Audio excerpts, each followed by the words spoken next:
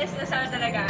No matter anong gawin natin, andyan yung experience nila sa champion team eh. And hindi naman bumibitaw talaga na sa even this game 24 all, diba? Hindi naman sila bumitaw.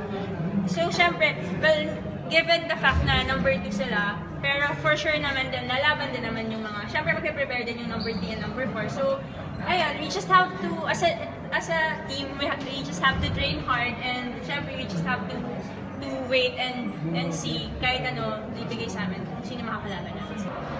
Iba-iba yung naging struggle namin nung first round. Na kahit kompleto din kami, nag-struggle din kami kasi wala kaming receive.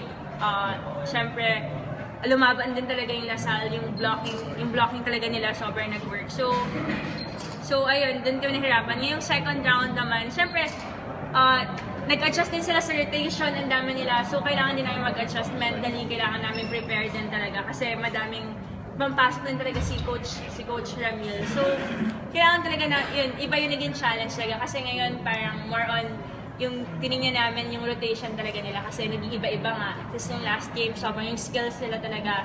Well, this game din, si Ara talaga, grabe, parang binubuhat talaga niya yung team niya as a team captain talaga. Yung leadership niya talaga sobrang nag-work. And even Kim.